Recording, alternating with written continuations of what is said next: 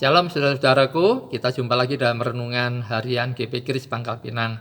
Mari kita akan berdoa sebelum kita merenungkan firman Tuhan hari ini. Bapa kami yang baik, kami bersyukur untuk hari yang baru yang Tuhan berikan buat kami. Dan kami akan menjalani sepanjang hari ini. Kami mohon tuntunan-Mu, kami merindukan firman-Mu yang terus membentuk hidup kami, memperlengkapi kami, dan menuntun langkah kami. Berkati kami semua. Demi nama Tuhan Yesus kami berdoa. Amin. Renungan saya ambil dari Ibrani 13 ayat 20-21. Maka Allah damai sejahtera yang oleh darah perjanjian yang kekal telah membawa kembali dari antara orang mati Gembala Agung segala domba, yaitu Yesus Tuhan kita. Kiranya memperlengkapi kamu dengan segala yang baik untuk melakukan kehendak-Nya dan mengerjakan di dalam kita apa yang berkenan kepadanya oleh Yesus Kristus. Bagi Dialah kemuliaan sampai selama-lamanya. Amin. Di akhir suratnya, penulis surat Ibrani ini memberikan banyak nasihat kepada pembaca suratnya. Seperti memberi tumpangan, ingat kepada orang-orang hukuman, orang-orang yang diperlakukan sewenang-wenang. Kita diminta untuk penuh hormat terhadap perkawinan, jangan menjadi hamba uang, ingat dan hormatilah pemimpin rohanimu, dan lain sebagainya. Kemudian penulis surat Ibrani menutup suratnya dengan sebuah doa, yaitu di ayat yang kita baca tadi. Bagian terakhir dari doa itu, saudara, berbunyi, semoga Allah mengerjakan di dalam kita apa yang berkenan kepadanya. Mengapa penulis memohonkan doa ini? Saya akan membagikan perenungan yang ditulis oleh seorang yang bernama William Journal dalam renungan harian kaum Puritan. Saudara-saudara, iblis adalah pengganggu jiwa kita. Dia selalu mengganggu kita. Dia akan terus mencobai kita supaya kita ini menjadi takut, dan terutama memang takut kepada masa depan. Dia bisa membisikkan pertanyaan atau gambaran seperti apa yang membuat kita ini menjadi gelisah. Misalnya, apa jadinya jika Allah membawa engkau ke dalam kesulitan ini dan itu? Misalnya, bagaimana jika kekayaanmu, hartamu dilucuti dan tidak ada yang tersisa sepeser pun di dompetmu? Masih beranikah engkau berpikir bahwa iman kita akan dapat terus bertahan pada saat pencobaan seperti itu? Atau apa jadinya ketika engkau diperhadapkan antara hidup dan mati atau menyangkali imanmu? Saudara, pertanyaan-pertanyaan seperti ini merupakan perangkap iblis. Dia melemparkan perangkapnya. Iblis mencoba menggunakan ketakutan akan kesulitan masa depan untuk membuat kita mengabaikan apa yang harus kita kerjakan sekarang ini. Ya, tentu ketika kita terjebak dalam hal ini, kita pun menjadi tidak siap ketika ujian di masa depan itu datang menghampiri kita.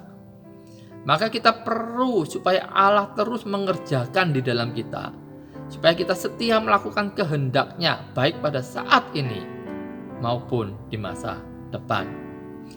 Nah, menghadapi serangan iblis itu, maka kita perlu menghibur jiwa kita dengan meyakinkan 3 hal berikut ini. Yang pertama, saudara, kita perlu yakin bahwa setiap peristiwa adalah hasil dari providensi Allah. Allah yang terus memelihara dan menopang ciptaan sesuai rencananya. Dia terus memelihara kita dalam setiap keadaan, kejadian, setiap waktu sesuai dengan rencananya. Kita ingat ada ayat yang menggambarkan tidak ada seekor burung pun yang jatuh ke tanah tanpa seizin Allah. Demikian juga kita, apalagi kita ini anak-anaknya, umat tebusannya, pasti tidak akan dibiarkan jatuh atau diizinkan jatuh kepada penderitaan atau penganiayaan, kecuali memang Allah ada rencana di balik itu, rencana yang mendatangkan kebaikan. Kecuali ada tangan Allah di dalam hal itu.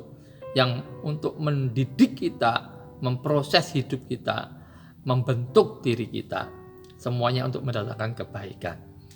Yang kedua, Allah juga berjanji, Aku sekali-kali tidak akan membiarkan ataupun meninggalkan engkau. Ini ditulis di ayat yang kelima dari Ibrani 13. Ketika kita diizinkan mengalami pergumulan hidup, yakinlah Allah tidak membiarkan kita sendirian. Yakinlah Allah tidak meninggalkan kita. Dia akan menopang kita dan pasti Dia akan memberikan kita kekuatan untuk menanggung setiap keadaan yang diizinkan terjadi. Dan yang ketiga, Allah juga memberikan janji-janji yang lain yang dapat menjadi penghiburan bagi kita. Kita tahu janji-janji Allah itu pasti akan digenapi. Maka mari kita bergantung penuh pada janji-janjinya yang pasti akan ditepatinya. Ini menjadi penghiburan kita ketika kita menghadapi masa-masa yang sulit. Saudara, ingat bagaimana ketika Allah mengizinkan Abraham mengalami pergumulan yang hebat, di mana ia harus mempersembahkan Ishak, anaknya. Abraham diberi kekuatan sehingga dia mampu melalui semua itu. Imannya teruji.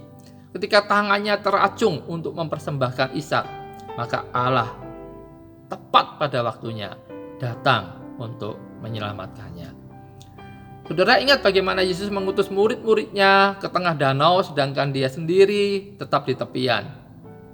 Dia punya rencana, dia punya rancangan untuk menguji iman mereka dan juga sekaligus menunjukkan kasih-Nya kepada mereka.